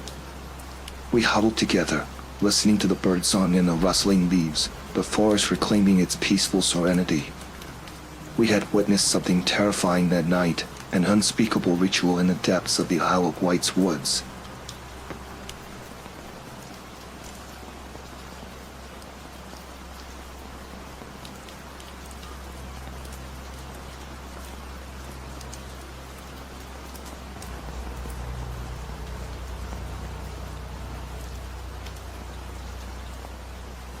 It was the night of our town's annual winter festival. My son and I were excited, ready to enjoy the festivities. The town square was lit up with colorful lights, the air filled with laughter and the aroma of hot cocoa. As we walked through the lively streets, something felt off. I couldn't quite put my finger on it, but an unsettling sensation crept up on me. I brushed it off, attributing it to the bustling crowds and the cold night air. As the evening progressed, a series of strange incidents began to unfold. A street lamp flickered ominously, casting eerie shadows across the square. I saw Mr. Reynolds, our quiet neighbor, standing on the outskirts, his gaze fixed on us. It made me uneasy, but I didn't dwell on it. As my son and I indulged in some festival treats, a sense of unease grew stronger. I noticed Mr. Reynolds again, this time lurking in the shadows, watching us with an unsettling intensity. His presence felt ominous, sending a chill down my spine. Amidst the merry atmosphere, odd occurrences continued. Some of the lights around the festival stalls began to dim inexplicably. The cheerful ambience of the festival was overshadowed by a creeping sense of dread. I tried to distract my son, to shield him from the growing unease. But deep down, I couldn't shake off the feeling that something was terribly wrong. The night took a sinister turn when my son suddenly went missing amidst the crowded festival. Panic surged through me, my heart pounding with fear. I frantically searched through the crowds, calling out for him, but he was nowhere to be found. Desperation gripped me as I sought help from the festival organizers and the police. They launched a search, but there was no sign of my son. Fear consumed me, and I felt a sense of dread I'd never known before. Amidst the chaos, I remembered the lingering presence of Mr. Reynolds. It felt like a puzzle piece falling into place. There was something about his watchful gaze that unsettled me. I rushed to his house, my mind clouded with a mix of dread and suspicion. I knocked on his door, my heart racing with apprehension. Mr. Reynolds answered, his demeanor calm and composed. I tried to ask him about my son, trying to keep my composure, but something in his expression seemed unnerving. As I pressed for answers, he invited me in, claiming he hadn't seen my son. But deep down, I couldn't shake off the feeling that he was hiding something. My instinct screamed at me, urging me to leave, to get away from this quiet, unsettling neighbor. As I turned to leave, a sound caught my attention, a faint whimpering coming from somewhere inside the house. My heart sank, a gut-wrenching feeling engulfing me. I demanded to know what was going on, my voice shaking with a mix of fear and fury. Suddenly, Mr. Reynolds' demeanor changed.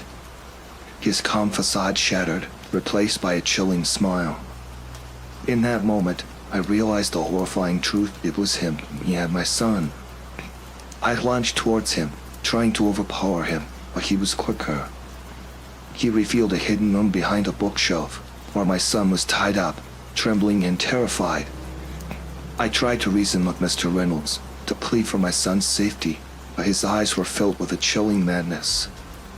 He spoke of a twisted obsession, a dark desire that had led him to take my son. I fought with all my strength, desperation fueling my every move. In the struggle, I managed to break free and grab my son, pulling him away from Mr. Reynolds' grasp. We ran out of that house, fleeing from the horror we had encountered. The police arrived soon after, apprehending Mr. Reynolds. They assured us that he would face justice for his heinous actions. My son and I were shaken to our core, scarred by the nightmarish experience. The once festive atmosphere of the winter festival had turned into a haunting ordeal, revealing a hidden danger lurking within our supposedly quiet community.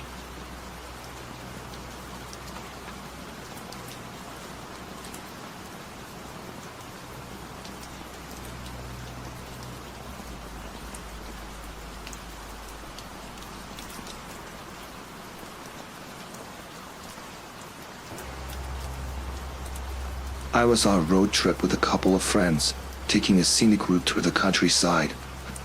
We were enjoying the drive, laughing and listening to music. Then we saw it, a road sign that seemed off. It pointed to a shortcut, promising to save us time. We debated for a bit but decided to take the route. After all, who doesn't love a good shortcut? The road started off fine, but as we drove deeper, things changed.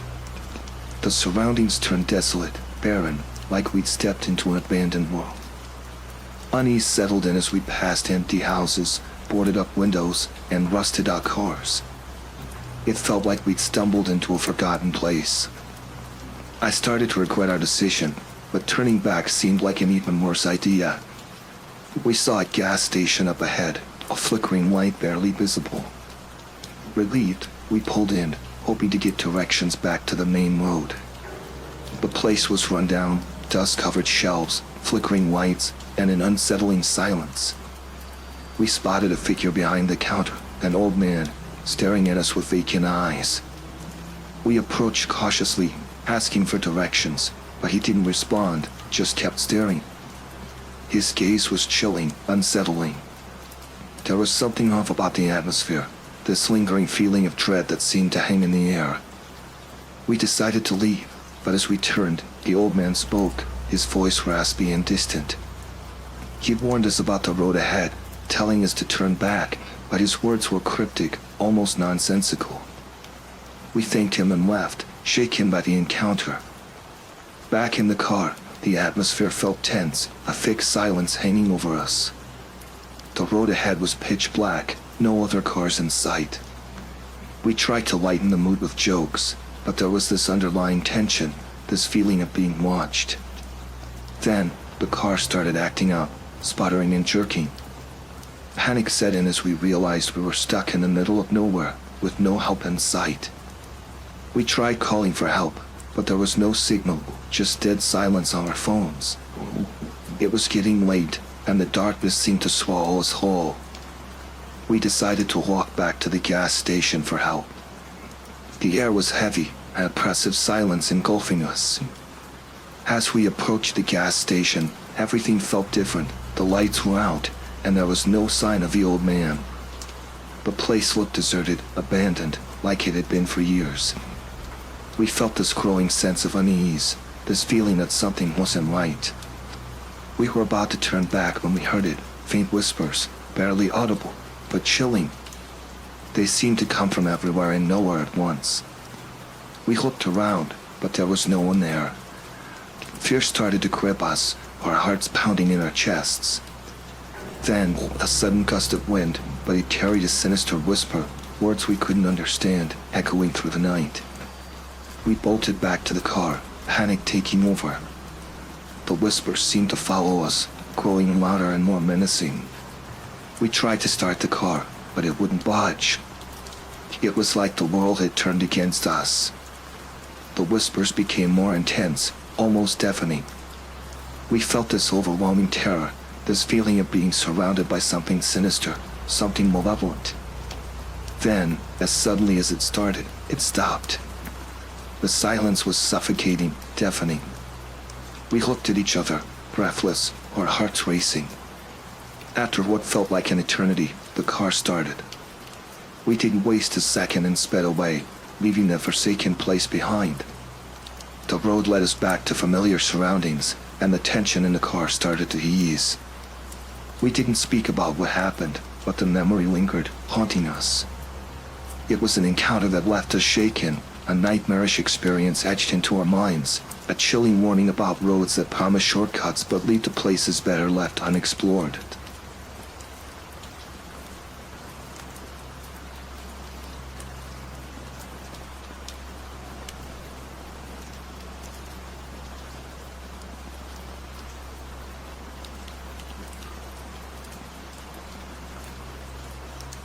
I remember that day vividly. It was an ordinary hike, exploring the remote trails I'd often frequented. The woods seemed unchanged, the trees standing tall and the sunlight filtering through the foliage. But as I ventured deeper, something caught my eye, a steeple protruding from the trees. Curiosity nudged me forward, leading me off the beaten path. I stumbled upon an old, dilapidated church nestled amidst the wilderness. Its weathered exterior spoke of years of abandonment, yet something compelled me to step inside. The door creaked open, the musty scent of decay hitting my nostrils. Darkness enveloped me as I stepped into the nave. The air felt heavy, as if the silence held ancient secrets.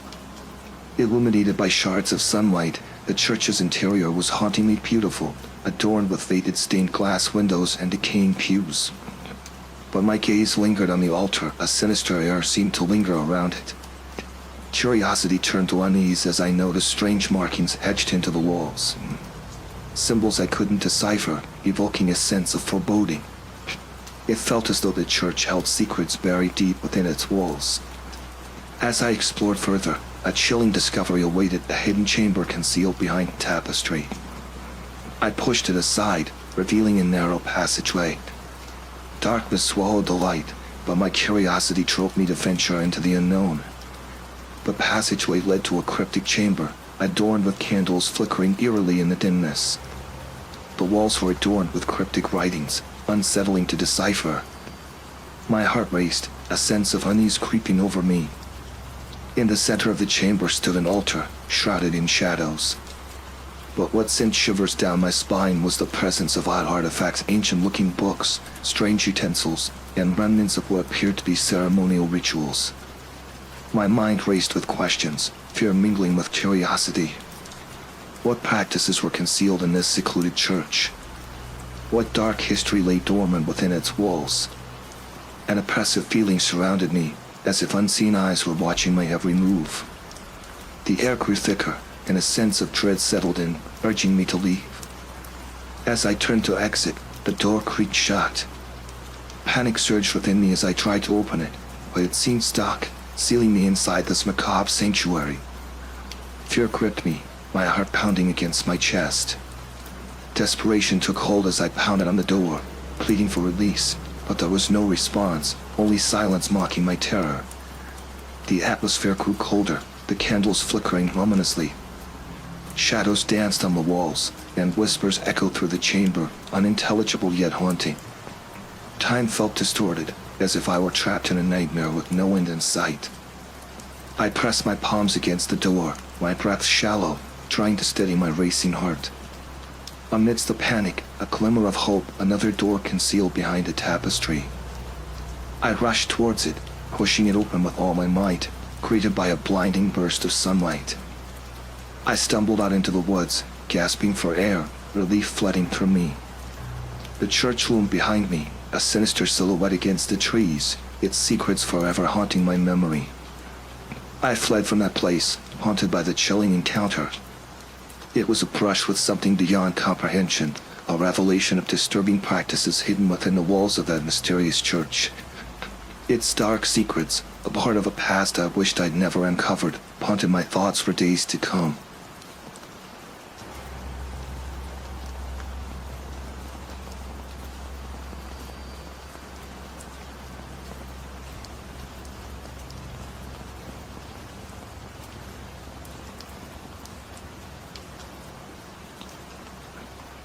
It was late, well past midnight, and I needed to refuel.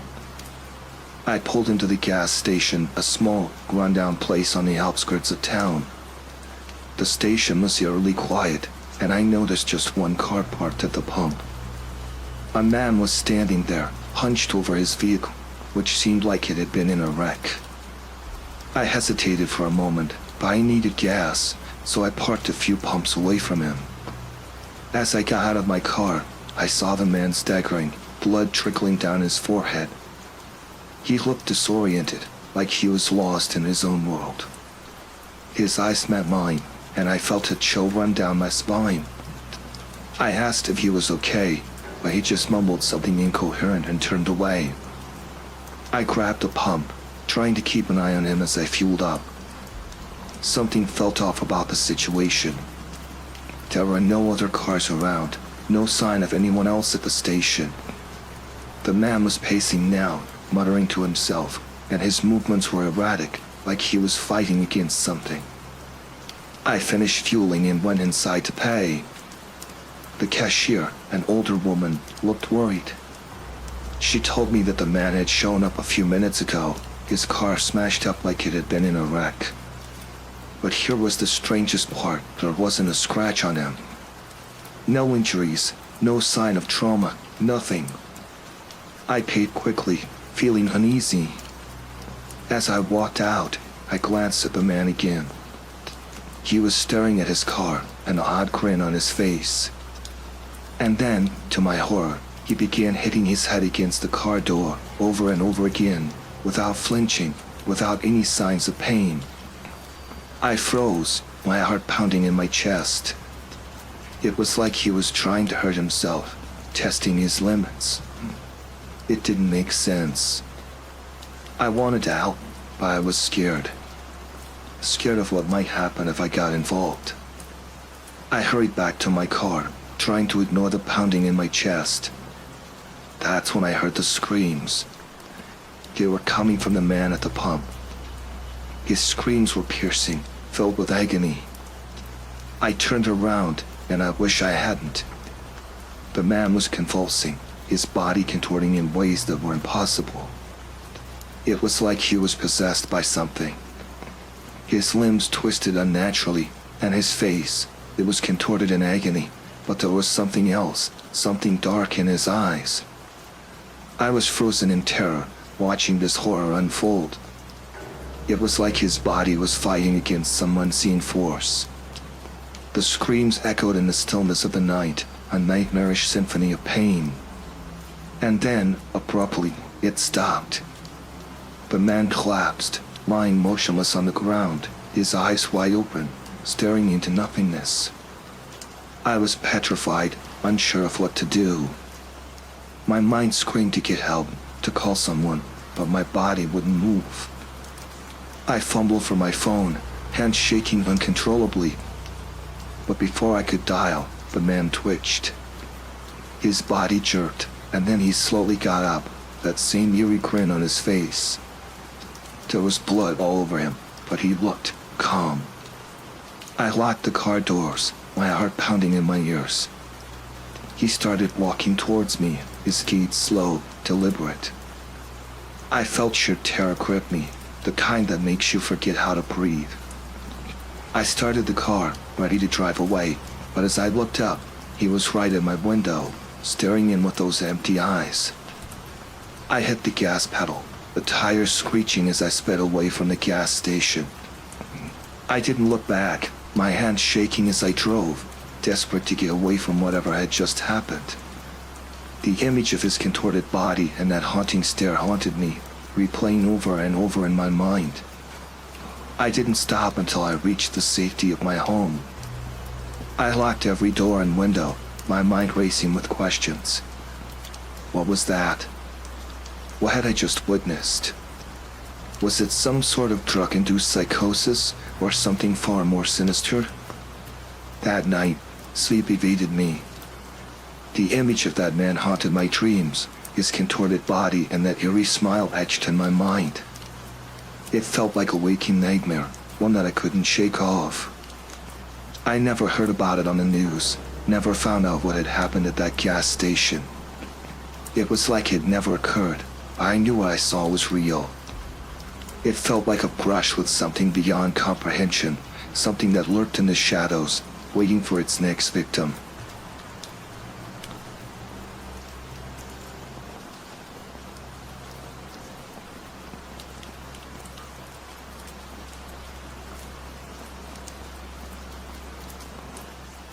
I was scrolling through Craigslist, looking for a side gig to earn some extra cash. I stumbled upon an ad that said, looking for assistance in moving heavy items. Willing to pay cash. Sounded straightforward, and I needed the money, so I responded. We agreed to meet at a local storage facility. When I arrived, a guy in his mid-30s greeted me. He seemed normal enough, just someone needing a hand with moving. He had a truck parked nearby, and he asked if I was up for some heavy lifting. I said sure, thinking it'd be easy money. We went inside the storage unit, and that's when things got weird. There weren't any furniture or boxes. It was empty, except for this weird-looking metal trunk. He asked me to help him move it, but something felt off about it. It was old and rusty, like it hadn't been opened in years. I hesitated, but he insisted it wasn't heavy. We grabbed either end, and as we started moving it, I heard something shuffling inside. It was faint, like someone or something was moving around in there. I stopped dead in my tracks, my heart racing. The guy noticed my reaction and laughed it off, saying it was probably just junk shifting inside. But the noise sounded more deliberate than that. It was unsettling, and I was starting to feel really uneasy about the whole situation. I tried to make an excuse to leave, but before I could, the guy locked the storage unit door. He turned to me, and that's when I saw it, a glint of something unsettling in his eyes. It sent a chill down my spine. I demanded to leave, but he just chuckled and pulled out a knife, telling me I wasn't going anywhere. Panic surged through me, and I tried to reason with him, but he wasn't listening. His eyes were fixed on the trunk. He muttered something about needing my help to open it, claiming there was something valuable inside. I didn't want any part of it. I tried to run, but he grabbed me and dragged me towards the trunk. I was terrified. I didn't know what was in there or what he planned to do with me. I struggled, but he was stronger. Just as he was about to open the trunk, a security guard passing by heard the commotion. The guy panicked and ran off, leaving the trunk behind. The security guard helped me out and called the police. When they opened the trunk, they found something horrifying, a person, gagged and bound, barely conscious. The guy had kidnapped someone and was about to do who knows what. I was in shock, shaking uncontrollably. I didn't stick around for much longer after the police arrived. It was a close call, and I felt lucky to get out of there alive. I later learned that the guy had a history of criminal activity, and the person in the trunk had been reported missing. It was a nightmare, something I never thought I'd experience. Meeting a stranger from an online had turned into a life-threatening situation. It made me realize how dangerous it can be to trust strangers, especially in situations like that. I've become more cautious since then, always double-checking before meeting someone from the internet. It's not something I'll forget anytime soon.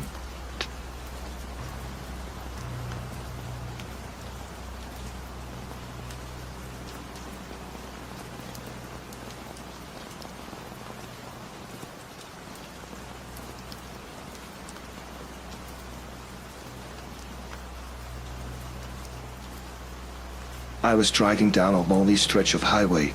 I saw a convoy of trucks up ahead. Looked like a group traveling together, their headlights cutting through the darkness. I didn't pay much attention at first, just another convoy, I thought. But as I got closer, something felt off. They were driving slow, too slow for a highway. I figured maybe there was a reason, a problem with the vehicles or something. But then they signaled for me to join them, like they were waiting for me.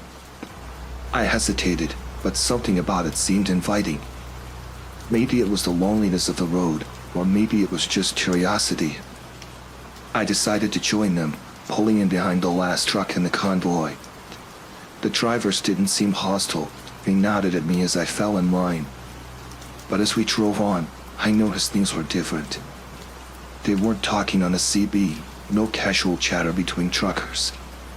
It was dead silent, just the sound of engines and the hum of the road.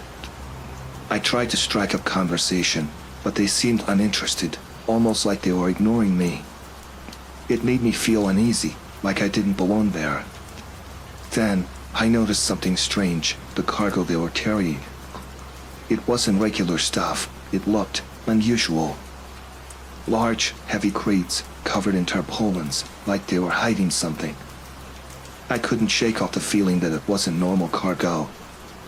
I tried to focus on the road, but the tension in the air was thick. It felt like something was about to happen, something I couldn't quite put my finger on. Suddenly, the convoy slowed down even more, almost to a crawl.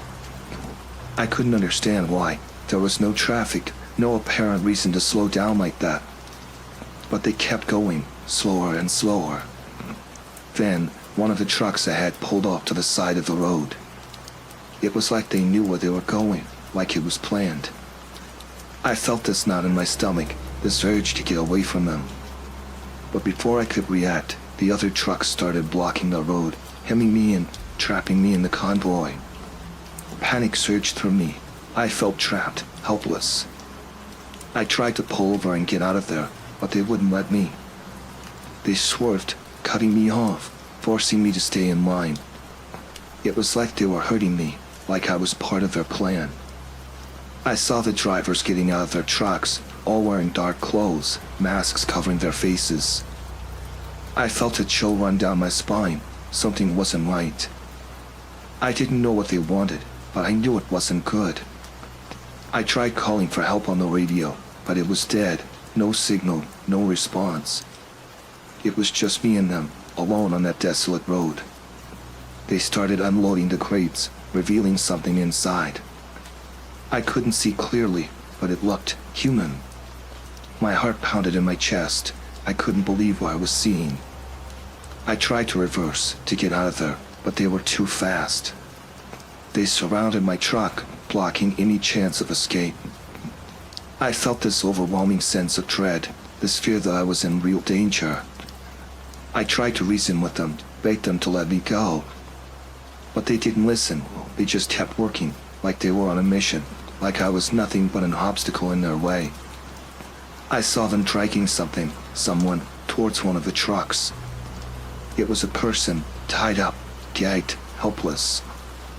I couldn't comprehend what was happening. It felt like a nightmare. I didn't wait to see more. I floored it, pushing through the blockade they'd made.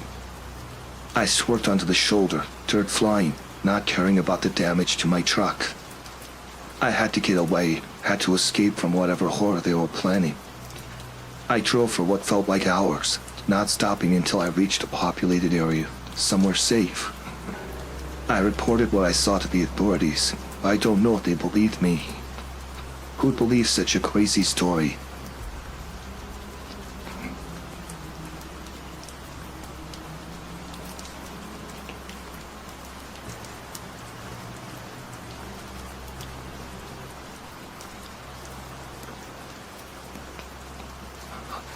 I bought this old property on the edge of town, a quaint place that felt like a fresh start for me and my 2 daughters.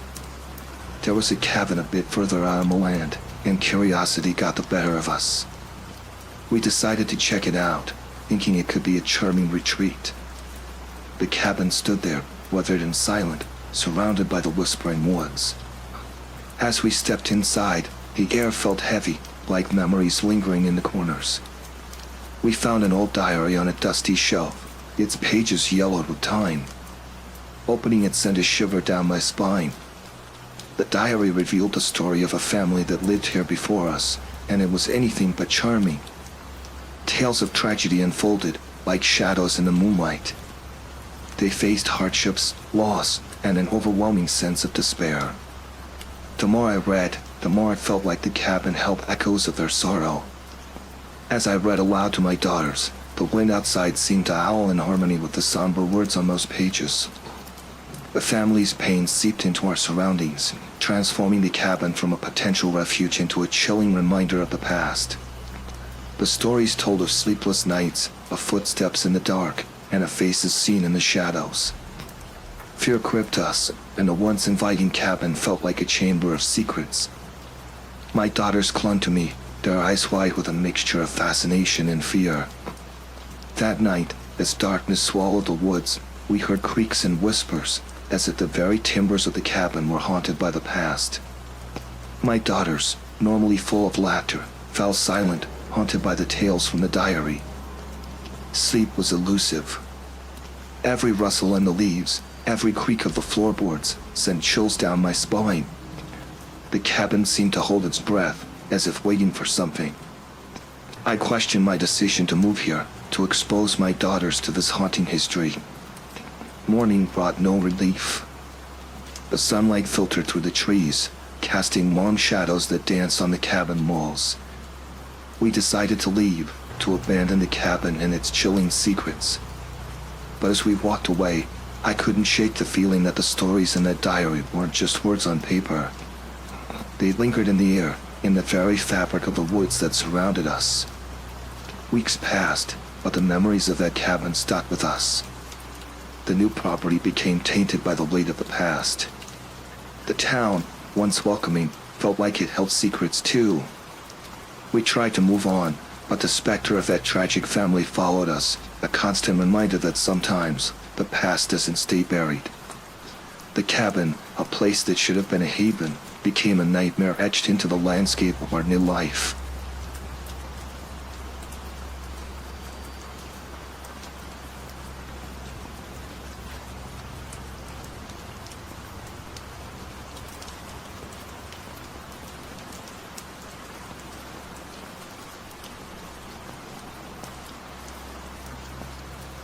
I was just your average guy working a dead-end job, delivering fast food to make ends meet.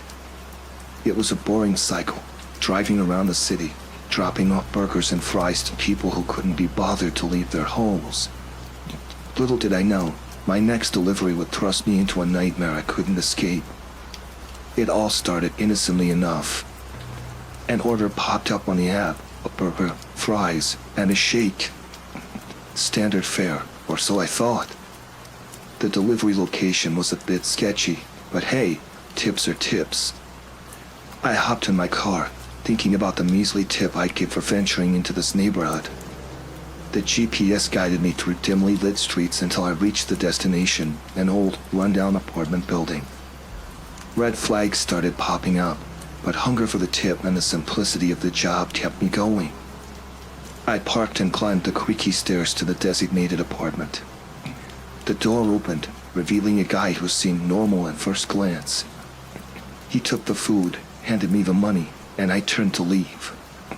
That's when things took a dark turn. Suddenly, 2 masked figures emerged from the shadows, blocking my exit. My pulse quickened as I realized I'd walked into a trap. One of them held a knife, the glint of the blade sending shivers down my spine.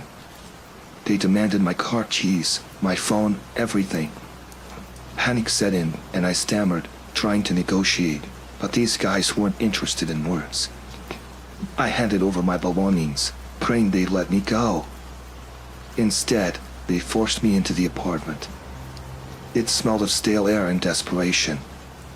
The masked figures interrogated me, demanding information about my life, my job, anything they could use against me. Fear gnawed in my insides as I realized I was at the mercy of criminals with no regard for human decency. The situation escalated. They bound my hands, shoved me into a closet, and left me there in the suffocating darkness. Hours crawled by, my mind racing through scenarios of escape. I could hear them discussing their next move, planning to use my car for a getaway. The closet felt like a coffin, my breath shallow and labored. Desperation set in as I strained against my restraints, hoping for a miracle. Hours turned into an eternity, and just when I thought I couldn't endure it any longer, they returned. They dragged me out, their laughter echoing through the apartment. My heart pounded as they tossed me back into my car, shoving me into the back seat. It became a surreal nightmare, speeding through the city as an unwilling participant in their criminal escapade. My mind raced with thoughts of escape, but my limbs remained bound, rendering me powerless. The tension in the car thickened as we approached an unknown destination. My fate hung in the balance, a cruel game orchestrated by these faceless criminals. The car came to a stop in an abandoned alley, surrounded by looming buildings. Panic surged as they yanked me out, throwing me onto the cold pavement. I braced for the worst, my mind conjuring images of violence and pain. But instead, they simply left, disappearing into the shadows without a word. I lay there, disheveled and broken, watching their figures vanish into the night. The nightmare was over, but the trauma lingered, a haunting reminder of how quickly a routine delivery could morph into a life-altering horror. I stumbled to my feet, shaking off the shock. The city lights flickered overhead, indifferent to the terror I'd just endured. I found my way back to my car, battered and bruised, but alive.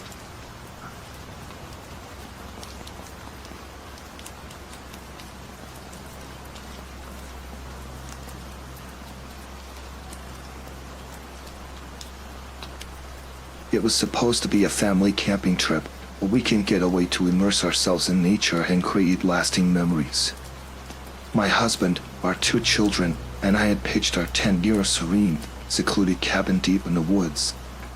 The thought of disconnecting from our busy lives and spending quality time together was what led us to this remote location. As the evening sun dipped below the horizon, we gathered around the campfire, roasting marshmallows and sharing stories. Laughter echoed through the forest, and the kids, their faces aglow in the flickering firelight, had never been happier. It felt like a perfect family bonding experience. Eventually, our children grew tired, and we decided it was time for bed. We had planned to sleep in our tent, but the allure of a nearby cabin was too strong to resist. It was rustic and inviting, and we thought it might make the experience more comfortable for the kids. We settled in, the 4 of us on mattress in the cabin, and soon, the sounds of the forest serenaded us to sleep. But my dreams turned into a nightmare. I awoke to the creaking of the cabin door, my heart pounding as I realized my husband and children were still sleeping soundly beside me. Panic set in when I saw a stranger's silhouette in the dim moonlight. His presence was sinister, and he moved with deliberate purpose. I tried to wake my husband, but fear silenced me. The stranger loomed closer, and I realized we were trapped. He must have locked us inside while we slept. My heart raced as I weighed my options. I couldn't risk waking my husband and children. I needed to protect them. Gathering my courage, I confronted the intruder. I whispered, demanding to know what he wanted. He turned to me, his eyes empty of any humanity. He explained, in a chillingly calm voice, that he wanted something from us, something sinister. The details he divulged left me horrified, and it was clear that he had sinister intentions, not only towards me but my entire family. I had to act fast. While maintaining a facade of compliance, I discreetly reached for my husband's pocket knife, praying he kept it there. To my relief, my fingers grazed the cold metal of the blade, and I slowly slipped it into my hand. When the intruder momentarily turned away, I seized the opportunity. I lunged at him, the knife blade gleaming in the moonlight as it caught him by surprise. Desperation gave me strength, and the ensuing struggle was a blur of terror and adrenaline. My husband and children awoke to my screams and joined the chaos, and together we managed to overpower the intruder. Disoriented and injured, he fled into the darkness, leaving us shaken but alive. With trembling hands, we unlocked the cabin door, not knowing if he would return. The rest of the night was a sleepless ordeal, and at first light, we decided to abandon our idyllic camping trip. We packed our things and left, the tranquility of the forest forever tainted by the nightmarish encounter. I later learned that the stranger had targeted other campers in the area, and it sent a shiver down my spine to think of what might have happened if we hadn't fought back. The trauma of that night stayed with us, a stark reminder that even in the most serene settings, darkness can lurk just beyond the firelight, waiting to consume the unwary.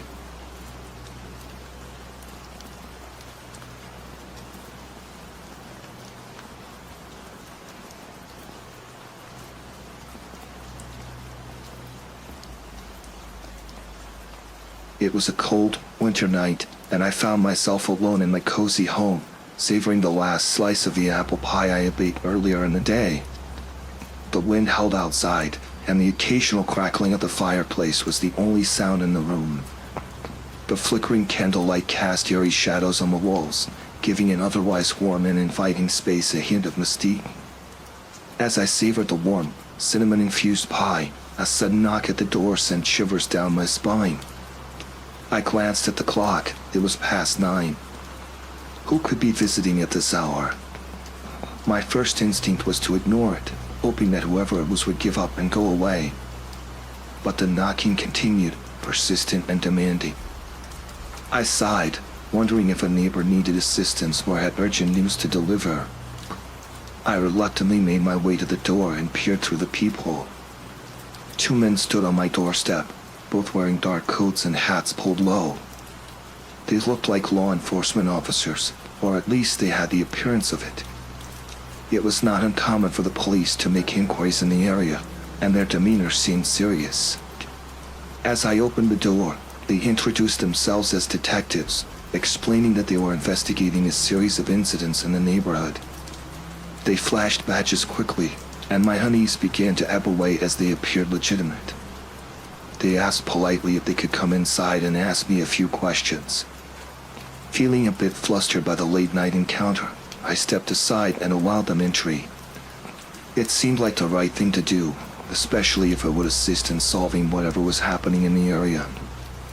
Little did I know how long that was. Once inside, the atmosphere grew heavy with tension. Their questioning took on an unsettling intensity, their inquiries becoming more probing than I had anticipated. They asked about my neighbors, their schedules, my daily routine, and if I had seen anything unusual. My sense of unease returned, amplified by their persistent inquiries. The warmth of the fireplace no longer offered comfort. It was as if the flames had dimmed in response to the growing tension in the room. Then, the questions took an even more disconcerting turn. They inquired about my security measures and if I lived alone. I felt a chill crawl down my spine as their eyes bored into me, and it became clear that something was very wrong. As I began to doubt the authenticity of the detectives, I noticed subtle discrepancies in their behavior. Their badges looked a little too polished, and they never seemed to relax, their faces etched with an unyielding seriousness. My unease reached its peak when one of the men, standing uncomfortably close, suggested that I go to the basement to check if everything was secure. Alarm bells rang in my head. Why would they want me to leave the safety of a living room? I managed to muster a weak excuse, stating that I wasn't comfortable leaving my kitchen unattended. Their reaction was chilling, a momentary, angry glint in their eyes before they hastily explained that it was essential for my safety. With my heart pounding, I knew I had to get them out of my home. I insisted on calling the police station to verify their identity. Panic flared in their eyes, and they exchanged a rapid, almost imperceptible signal. It was then that I knew I had to act fast. In a swift move, I grabbed the phone and dialed 911. The operator's voice was a lifeline as I explained the strange situation. The two men, realizing they were exposed, lunged for the phone, trying to disconnect the call. A struggle ensued, and the room filled with chaos, my screams mixing with their threats. Thankfully, the police arrived just in time to apprehend the two imposters. It turned out that they were not law enforcement officers at all, but criminals attempting to gain entry into my home, with sinister intentions that I could only imagine. The horror of that night stayed with me long after the imposters were taken away in handcuffs. My warm, inviting home had turned into a nightmarish battleground, a reminder that trust should never be granted too easily, even in the most ordinary of moments. The apple pie, which had once been a source of comfort, lay untouched, growing cold on the kitchen table, a silent witness to the chilling encounter that had unfolded in my home that fateful winter night.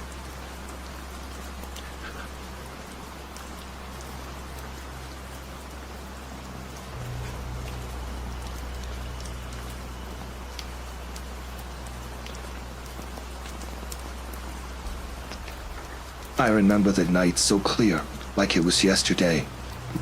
I was driving my rig down that lonesome highway, just me and the road. The only thing on my mind was getting that load to its destination on time. But things took a turn when I pulled into a rest stop to grab a bite and stretch my legs. There was this guy, seemed normal at first, asked for a light for his smoke. We got talking, and he mentioned he knew a shortcut that could save me some time. Sounded good to me, so I followed his directions, not thinking much of it. The road got narrower, darker, and I had this feeling like something wasn't right. I kept going, trying to shake off the unease. Then, out of nowhere, I see flashing lights behind me. Cops. My heart's pounding, and they start questioning me about the cargo. I didn't know what they were talking about at first. Stolen goods? No way. But they had proof, papers and all, showing that the stuff in my truck wasn't legit. I felt sick to my stomach, trapped in a mess I didn't even know was there. They said I was involved, that I knew where I was hauling. But I didn't. I swear, I didn't. They kept grilling me, and I couldn't prove a thing. My whole world was crashing down, and I was stuck in some kind of nightmare. They took me to this small, rundown station. Cold, dimly lit, with these officers giving me the stare like I was some criminal mastermind. I'm just a guy driving a truck, trying to make a living. Hours passed. Questions after questions. I felt like I was drowning, caught up in something way bigger than me. I pleaded, tried to explain, but they weren't buying it. And then, they let slip something about the people I was hauling for. Big shots. Dangerous folks. They left me there, alone in that station, and I couldn't shake the feeling that someone was watching. Every creak of the building, every sound outside, made my skin crawl. I wanted to run, to get out of there, but where could I go? Then came this guy, a real shifty-looking character. He wasn't an officer, but he had this air by him, like he owned the place. Said he could get me out of this mess for a price. I didn't have a choice. I was desperate. He led me out, into the dark, whispering threats, telling me to keep quiet or else. I was shaking, thinking about my family, not knowing what was happening to me. He made me drive, guiding me through back roads, away from anyone who could help. I couldn't see much in the darkness, just his shadowy figure next to me, giving directions with this chilling calmness. My mind was racing, imagining the worst scenarios, feeling like I was walking into a trap. Eventually, we pulled up to this secluded spot. A warehouse. He told me to wait, to keep quiet, and disappeared into the darkness. I was alone again, surrounded by this eerie silence that made my heart race even faster. Minutes felt like hours. I was trembling, trapped in a nightmare I couldn't wake up from. Then, I heard voices. whispering, muffled conversations that sounded way too close. I wanted to bolt, but fear had me frozen in place. They came out of nowhere, these shadowy figures. They surrounded the truck, speaking in hushed tones, and started unloading the cargo. It hit me then I was in the middle of some shady deal, and I was just a pawn. I felt sick, my head spinning with thoughts of what would happen next. They were ruthless, cold, not caring about who I was or what they were putting me through. I was disposable. I had to get out of there. I waited for what felt like the right moment when they were distracted by their business. Then I hit the gas, praying I wouldn't hit anyone in the darkness. I sped away, not looking back until I was miles away, heart pounding, hands shaking on the wheel. I didn't stop until I found a crowded rest stop, surrounded by people. I was safe, but the terror of that night stayed with me. I reported what happened, but who would believe a trucker caught up in some criminal mess? I quit, couldn't bear the thought of being pulled back into that nightmare. Now, every time I close my eyes, I see their faces, feel that fear all over again. I'm haunted by the realization that in a world I thought I knew, danger lurks in every corner, even in the places I thought were safe.